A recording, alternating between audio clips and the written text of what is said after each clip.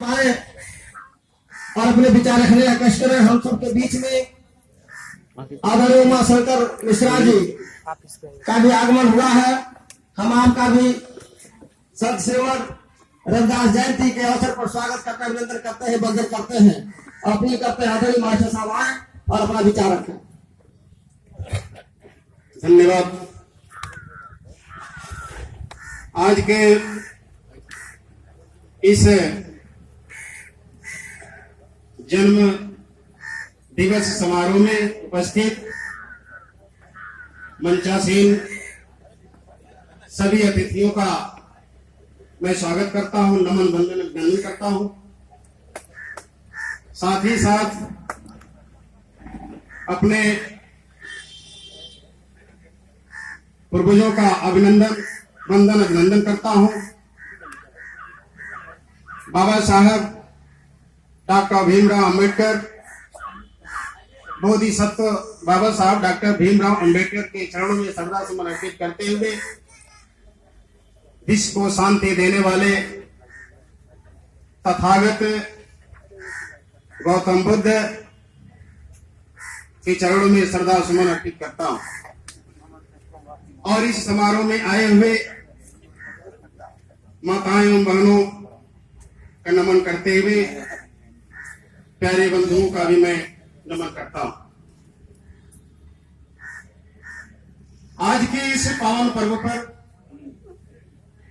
कहानियां सुनाई गई, बहुत सी चीजों को कोट किया गया। उन सभी का एक ही मकसद है कि सा विद्या च विमुक्तये, और दूसरा मकसद है कि धर्म वही जो धारे। निष्कर्ष पर मैं आया, इन दो कोट को आपके सामने रखा। प्यारे बंधु, 10वीं 11वीं शताब्दी में अगर हम पीछे चले तो ये चीजें उजागर होती हैं, और इसको कुछ कहने से पहले मैं माफी चाहूंगा कि यहां इस समारोह का मकसद किसी के धर्म को ठेस पहुंचाना नहीं है,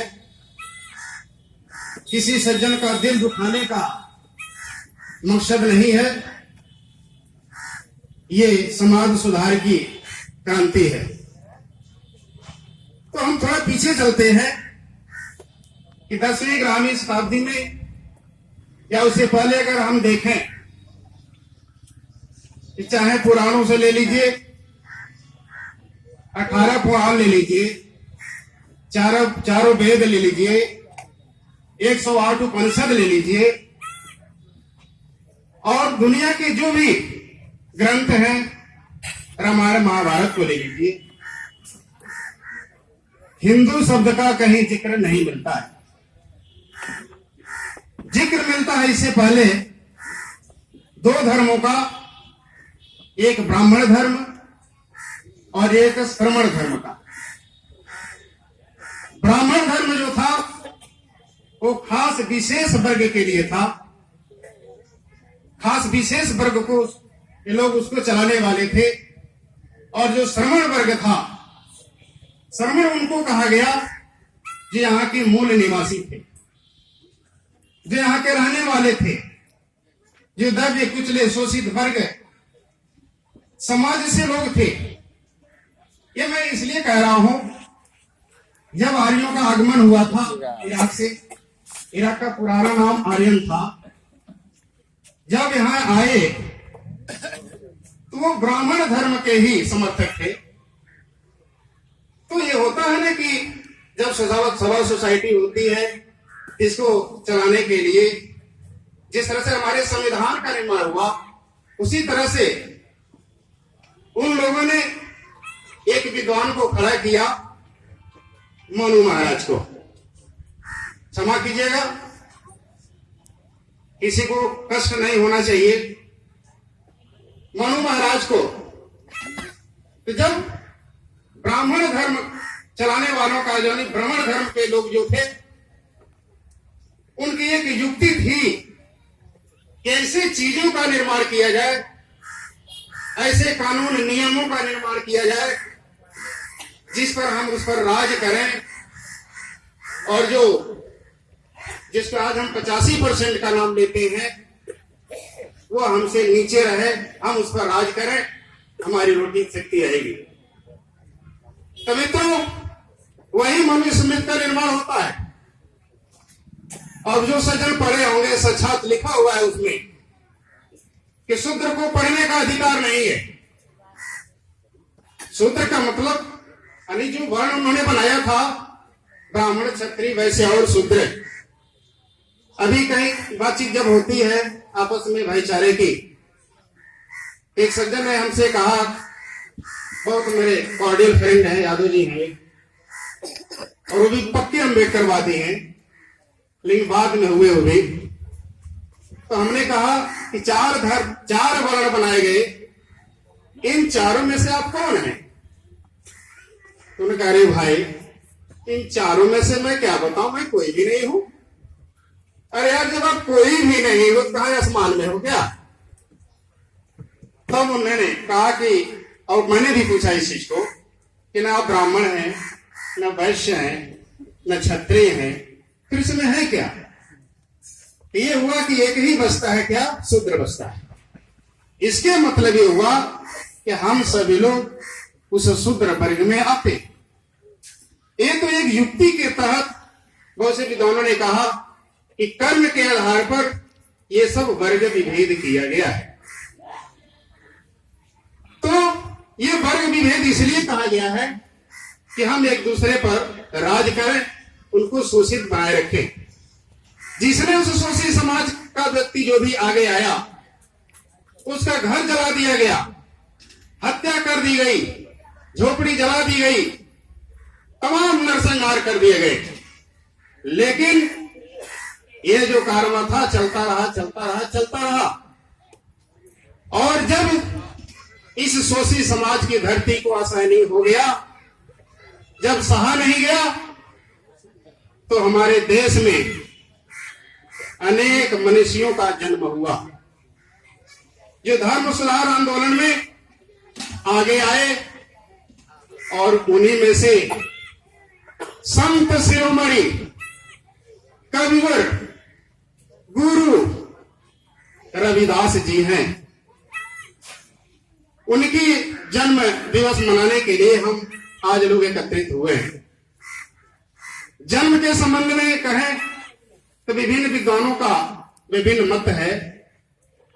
कोई 1377 मानता है, कोई 1414 मानता है, अलग अलग मत है उनकी। लेकिन इतना तो निश्चित है कि आज जो हम मना रहे माघी पूर्णिमा के दिन ही जन्म हुआ था। उनके पिता का नाम संतोष दास, बड़े प्यार से इनको राहु भी लोग कहते थे और रघु भी कहा जाता था।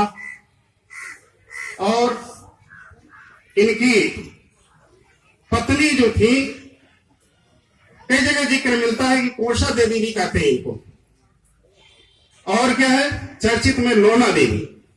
लोना कहते हैं एक सुंदर स्त्री को, रूप से बहुत सुंदर थी, इसलिए उनका नाम बाद में चल करके लोना देवी हो गया है, वो बाद का नाम है।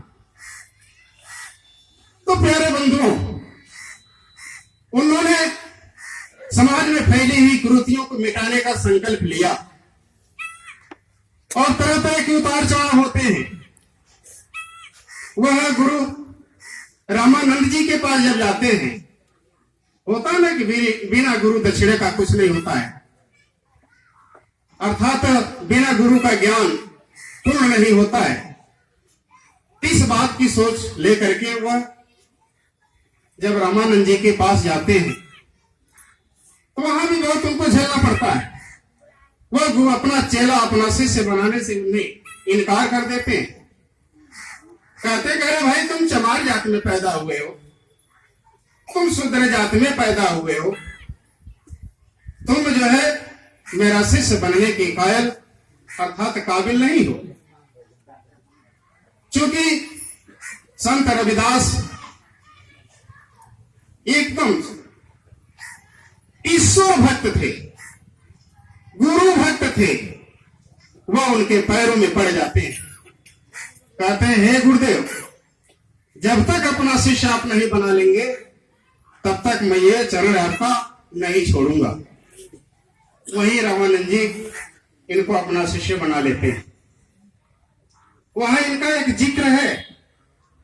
वहीं पर संत रविदास जी ने जिस तरह से गुरु के प्रति अपनी भक्ति का वर्णन किया है, उसी जिक्र में उन्होंने पति और पत्नी का प्रेम को भी जिक्र किया है। उससे उनकी तुलना किया है उन्हें। जिस तरह से दोनों एक दूसरे के बिना नहीं रह सकते, तो वह जिक्र वहां पर किया गया है। प्यारे बंधुओं, समाज में फैली हुई कुरीतियों पर उन्होंने आघात किया, और इसलिए किया कि हमारे बीच में भाईचारा पैदा हो, क्षमता मूलक समाज की स्थापना हो, एक दूसरे के बीच समरसता हो, कोई छोटा बड़ा ना हो, कोई भी पुरुष नारी का शोषण ना करे, कोई भी नारी पुरुष का शोषण ना करे। उन्होंने सभी का स्थान बराबर दर्जे का दिया। उन्होंने समता मूलक समाज की स्थापना के लिए बहुत बड़ा संघर्ष किया। अभी आप लोगों ने कंगन का भी जिक्र सुना, जो गंगाराम की कहानी है। ज्यादा वो कहानी बताने मैं उचित नहीं समझता हूँ, आप लोग सुन चुके हैं। यहाँ मनाने का ये मकसद एक ही है कि हम उस परंपरा को त्याग दें जिससे हमारे और आप के बीच नेकाई पैदा होती है। हम उस ढोंग पाखंड को त्याग दें जो हमें उजाले से अंधकार की ओर ले जाता है। कुछ पढ़े लिखे लोग भी हैं, पढ़े लिखे लोग नहीं कहेंगे हमको, लिखे पढ़े लोग कहेंगे। दो तरह के लोग होते हैं, एक पढ़े लिखे और एक लिखे पढ़े। एक पढ़े लिखे और लिखे पढ़े।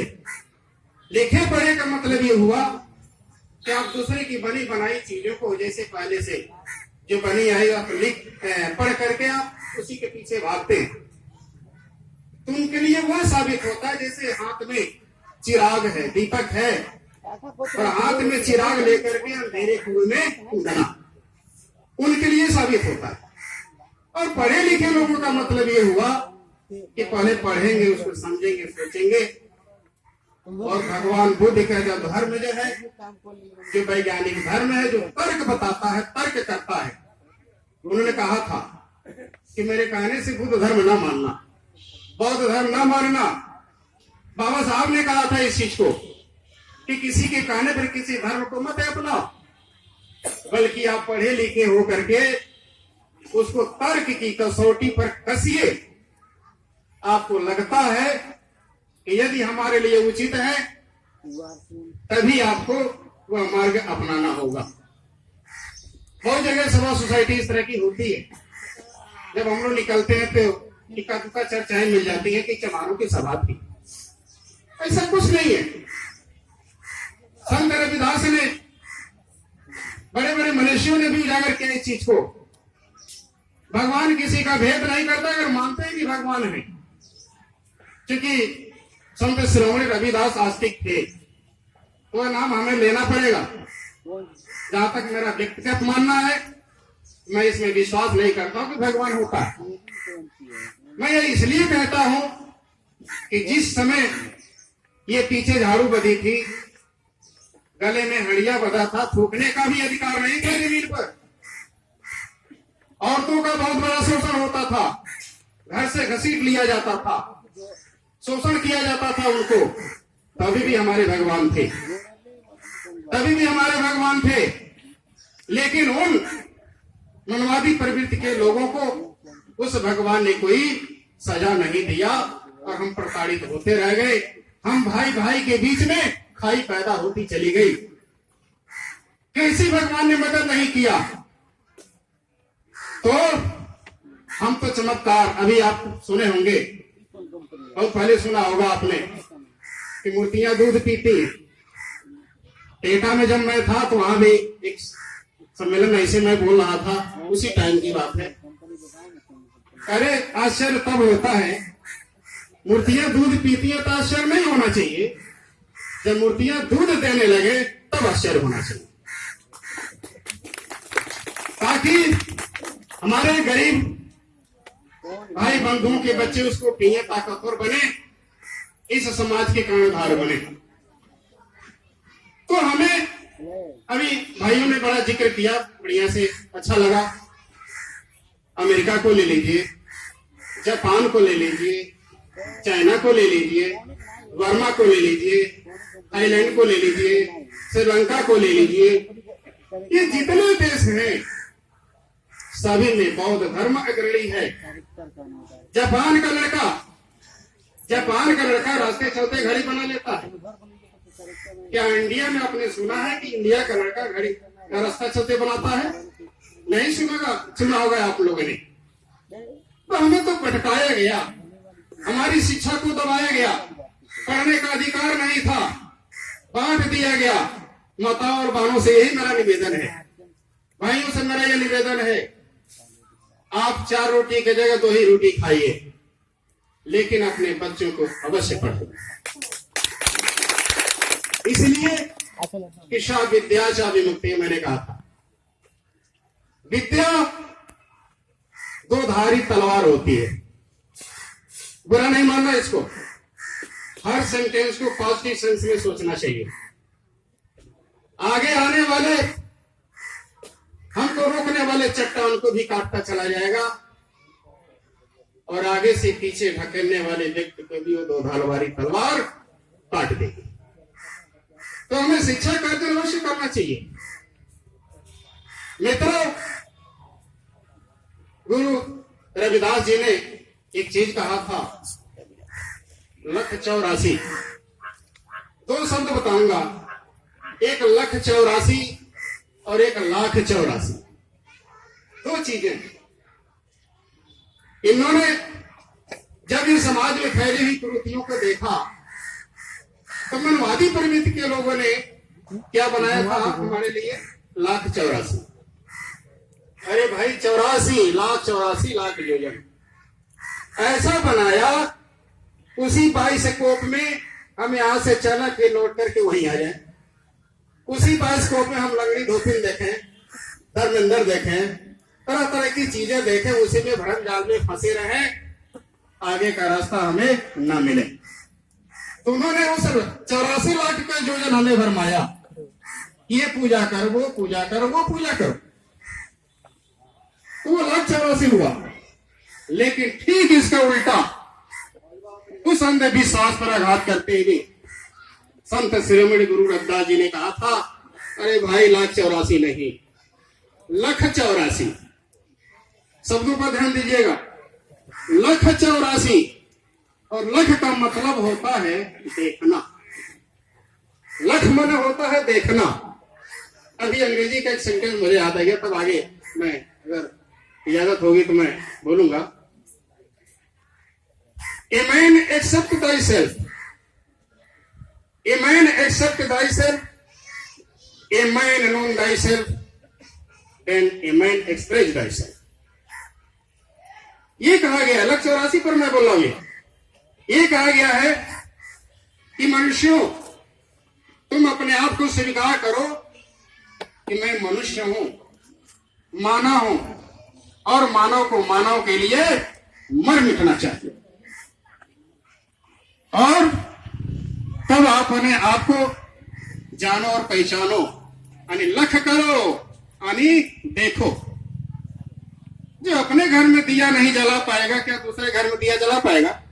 नहीं। तो पहले हमें अपने अंदर की कुरीतियों को देखना, ये 3.5 हाथ की बॉडी को देखना। 84 योजन का उन्होंने सार दिया था। ये जो शरीर की बनावट है 84 उंगलियों तक की वो होता है, लेकिन उन्होंने योजन में बांट दिया, हमें भरमाने के लिए बांट दिया।